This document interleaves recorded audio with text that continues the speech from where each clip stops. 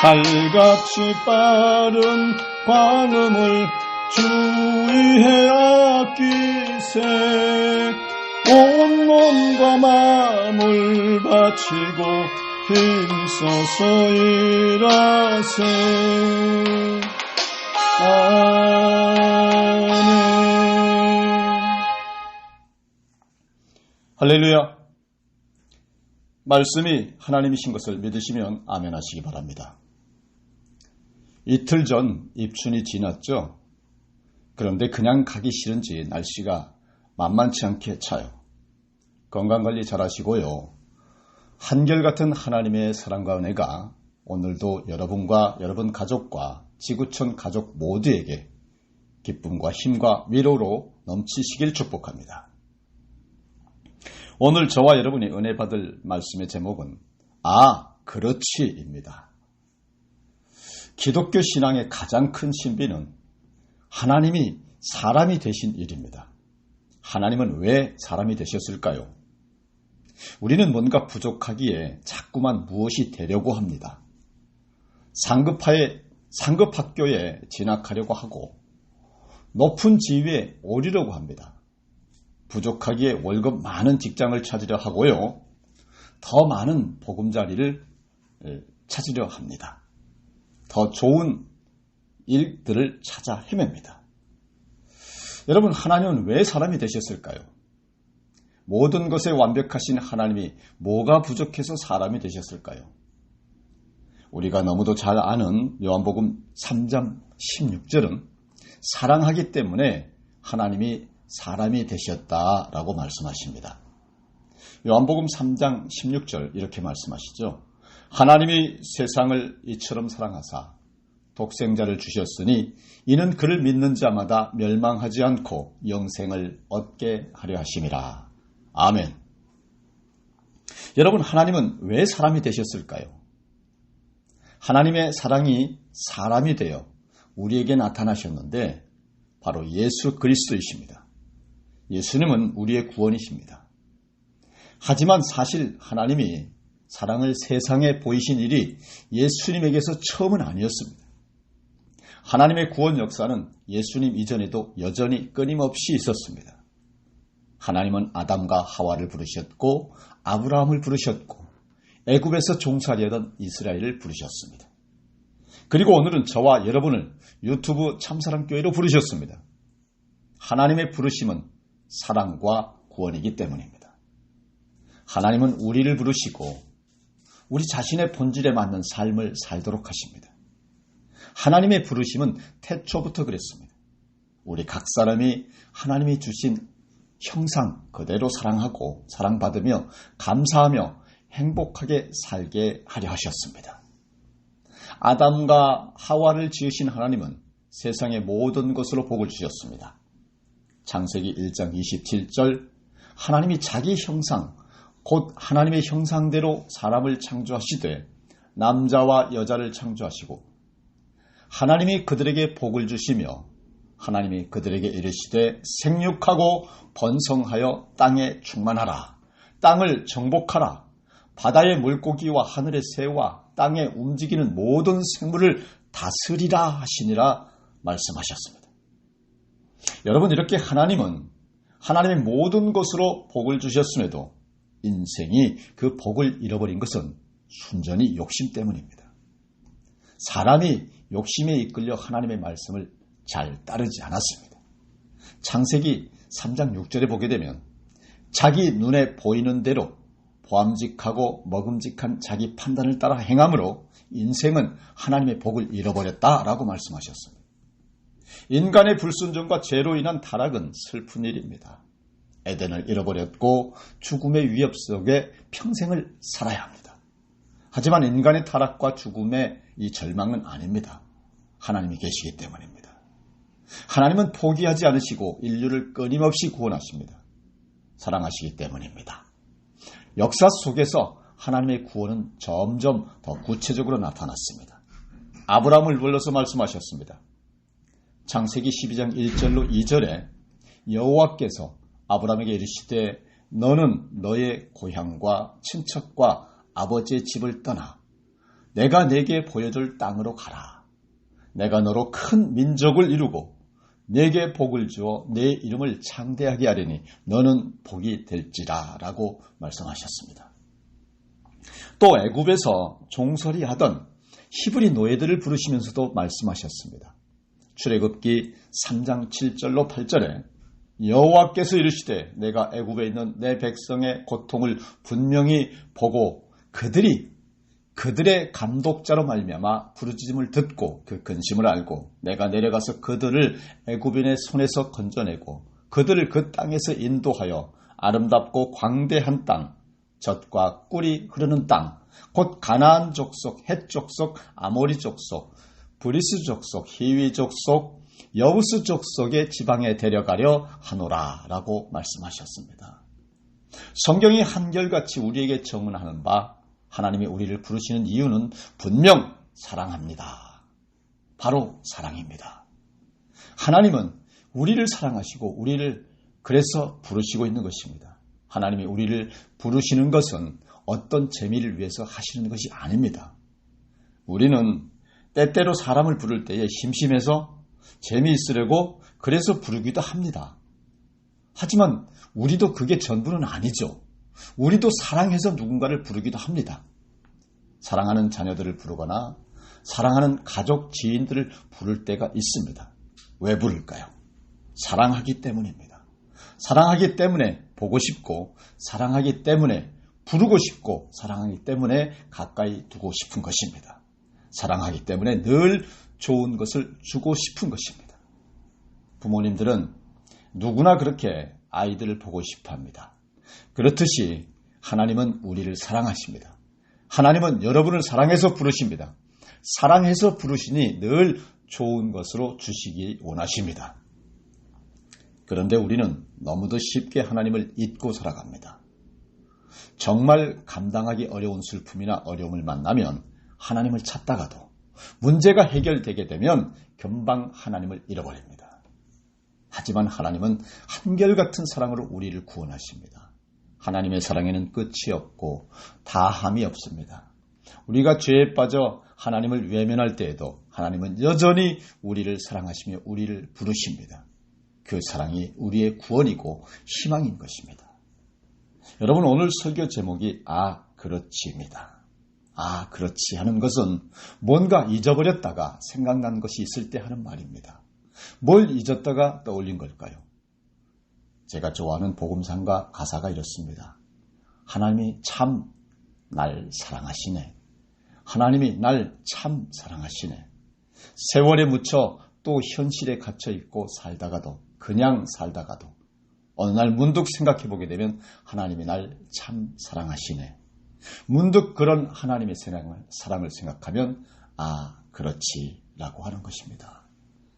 여러분, 부모를 잊고 지내는 자식은 있어도 자식을 잊고 사는 부모는 없습니다. 우리가 하나님을 잊고 살아도 하나님은 늘 우리를 잊지 않고 사랑하십니다. 선지자 에레미야는 우리를 향한 하나님의 마음을 이렇게 전했습니다. 에레미야 29장 11절로 13절까지 보게 되면 여호와의 말씀이니라. 너희를 향한 나의 생각을 내가 아나니 평안이요 재앙이 아니니라. 너희에게 미래와 희망을 주는 것이니라. 너희가 내게 부르짖으며 내게 와서 기도하면 내가 너희들의 기도를 들을 것이요 너희가 온 마음으로 나를 구하면 나를 찾을 것이요 나를 만나리라. 요사이 삶이 참 고단하죠. 코로나다 뭐다 명절 때도 요즘은 반가운 만남이나 휴식으로 설레기보다는 걱정과 근심이 앞서는 때가 더 많은 삶을 우리는 살아가고 있습니다. 뭔가 이런저런 신경 쓸 일들이 많아요. 그래서 우리는 하나님을 잊을 때가 있고 그래서 삶이 고달프고 우울하고 암담해서 눈물이 나기도 합니다. 그런데 여러분 그거 아십니까? 하나님이 여러분을 사랑하신다는 거예요. 우리가 세월에 묻혀 또 현실에 갇혀 하나님을 잊고 살아갈 때가 많지만 그때에도 하나님은 우리를 기억하시고 여러분을 사랑하신다는 거예요. 힘들 때 속으로 자신에게 이렇게 외쳐보세요.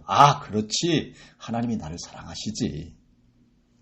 마가복음 1장 9절로 10절 보게 되면 그때에 예수께서 갈릴리 나사렛으로부터 와서 요단강에서 요한에게 세례를 받으시고 곧 물에서 올라오실새 하늘이 갈라짐과 성령이 비둘기같이 자기에게 내려오심을 보시더니 라고 기록했습니다. 예수님이 세례 받으실 때의 일을 성경은 좀 단조롭게 기록합니다. 얼핏 보면 그냥 평범한 일상의 기록인가 싶을 정도입니다. 그런데 그 내용을 천천히 생각해 보면 엄청난 일입니다. 주님이 세례를 받으실 때에 하늘이 갈라졌습니다. 비둘기 같은 성령이 하늘로부터 임했습니다. 하늘이 열렸습니다.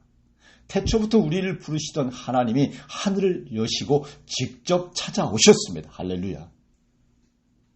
하나님의 사랑은 도무지 기다리고만 있을 수가 없습니다.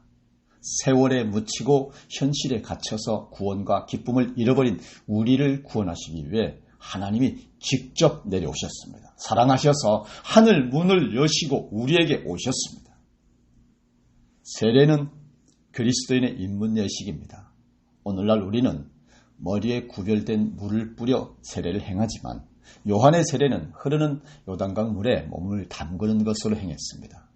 옛사람은 다 흐르는 강물에 흘려보내고 이제는 그리스도 안에서 새 사람으로 살게 되었다라는 뜻입니다. 세례는 죄된 인생은 버리고 이제 믿음으로 사는 그리스도인의 삶을 결단하는 일입니다. 내 능력, 내 생각, 내 경험으로 살아왔던 것은 버리고 주님의 능력, 뜻, 섭리를 따라 살기로 결단하는 것이 세례입니다.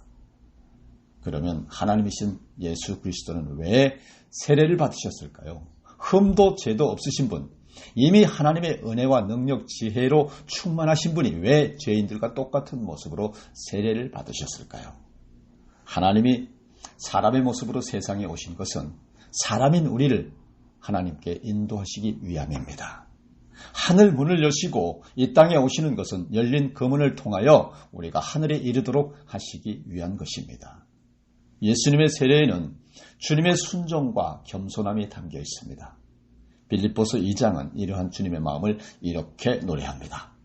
빌립보서 2장 6절로 11절에 그는 근본 하나님의 본체시나 하나님과 동등됨을 취할 것으로 여기지 아니하시고 오히려 자기를 비워 종의 형체를 가지사 사람들과 같이 되셨고 사람의 모양으로 나타나사 자기를 낮추시고 죽기까지 복종하셨으니 곧 십자가에 죽으심이라.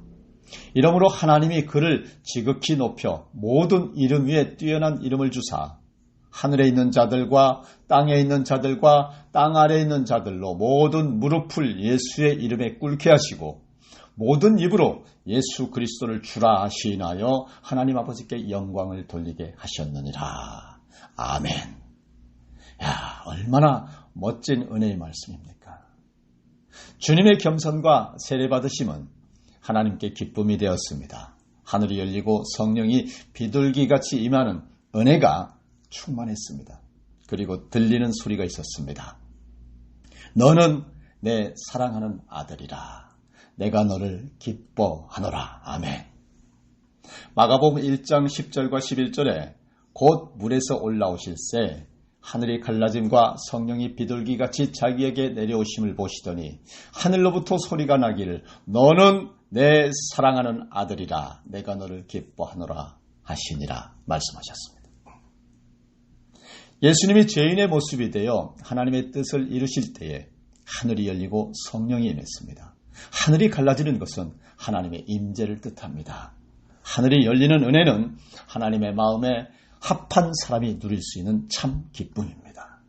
우리도 하나님의 마음에 합하면 하나님께 기쁨이 되고 하늘의 능력을 덧입을 수 있습니다.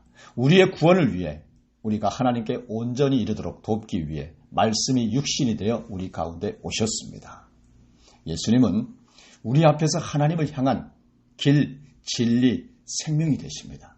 그런데 이어지는 말씀이 심상치가 않습니다. 마가복음 1장 12절 성령이 곧 예수를 광야로 몰아내신지라. 내 사랑하는 아들이라 내가 너를 기뻐하노라 하신 하나님은 예수님을 광야로 몰아내셨습니다. 저는 12절이 참 좋습니다. 하나님은 사랑하는 아들을, 기뻐하는 아들을 광야로 몰아내셨습니다. 가장 좋은 옷에, 가장 좋은 집에, 가장 좋은 것들로 가득 채워주셔도 아쉬운 아들을 광야로 몰아내셨습니다. 여러분, 우리 인생에도 광야의 길 같을 때가 있습니다. 이해하지 못할 환난과 어려움을 만나기도 합니다. 그때 우리가 기억해야 할 것은 바로 이것입니다. 아, 그렇지. 하나님이 날 사랑하시지. 인생의 어려움과 환난은 하나님의 미움이 결코 아닙니다. 하나님은 사랑하는 아들을 광야로 몰아내셨습니다. 광야는 사람이 살 수 없는 곳입니다. 그곳에서 하나님의 아들은 사탄에게 시험을 받으며 들짐승과 함께 하셨습니다. 어찌 보면 광야는 우리 현실입니다. 우리도 늘 사탄의 시험 속에 시달리고 미혹됩니다. 우리를 묻어뜯으려는 들짐승들은 사방에 가득해서 우리를 위협합니다. 광야 같은 세상을 사는 동안 우리 영혼은 시들고 마음은 피폐해졌습니다. 그런데 그때 우리는 기억해야 합니다. 아, 그렇지. 하나님이 날 사랑하시지. 광야는 분명 시험과 환난이 가득하고 들짐승의 위협으로 고단한 곳이지만 그게 전부가 아닙니다. 광야는 또한 하나님의 천사들이 우리를 돕는 곳입니다. 정리하겠습니다. 마가복음 1장 13절 광야에서 40일을 계시면서 사탄에게 시험을 받으시며 들짐승과 함께 계시니 천사들이 수종들더라. 광야는 사탄과 들짐승이 위협하는 곳이기도 하지만 하나님이 함께 하시며 천사들이 돕는 곳이기도 합니다. 우리 인생이 광야같이 험한 것은 결코 하나님의 미움이 아닙니다. 광야 같은 세상에도 하나님은 사랑하시며 천사를 보내어 우리를 지키십니다. 그러니 언제나 힘드실 때 꼭 기억하시기 바랍니다. 아, 그렇지. 하나님이 날 사랑하시지. 광야 같은 인생길에는 이해하지 못할 환난과 어려움이 분명히 있습니다. 하지만 우리가 만나는 어려움은 하나님의 미움이 아닙니다. 모든 상황 속에서도 가장 근원적인 것은 우리를 향한 하나님의 사랑입니다. 그러니 우리는 어느 때에도 기억해야 합니다. 아, 그렇지. 하나님이 날 사랑하시지. 하나님이 사랑하시니 광야같이 두려운 세상일지라도 당당하고 자신 있게 여러분의 삶을 씩씩하게 잘 살아내시기를 주 예수 그리스도 이름으로 기도드립니다. 축원합니다. 다 같이 기도하시겠습니다. 은혜와 사랑이 충만하신 하나님 아버지, 거룩한 주일을 맞은 오늘 예배와 찬양을 통하여 귀한 은혜 주시고 특별히 말씀을 통하여 고난한 우리에게 향한 아, 그렇지. 하나님이 나를 사랑하시지. 이 위로와 깨달음의 말씀을 주셔서 감사드립니다. 추운 겨울도 곧 봄이 되어 우리를 녹여주실 것이고 코로나도 경제 걱정도 곧 모두가 치유되고 해결되어서 하나님이 나를 얼마나 사랑하는지를 알게 될 줄로 믿습니다. 같은 사랑 온 누리에 베풀어 주시기를 원하고 교회와 성도와 국가와 민족에게 축복하시어 하늘의 뜻을 이 땅에 이루어가는 우리 모두가 되게 하여 주시옵소서. 예수 그리스도 이름으로 기도드리옵나이다. 아멘. 저 장미꽃 위에 있을 아직 맺혀 있는 그때에 귀에 은은히 소리 들리니 주 음성 분명하다. 주님 나와 동행을 하면서 나를 친구 삼으셨네. 우리 서로 받은 그 기쁨은 알 사람이 없도다.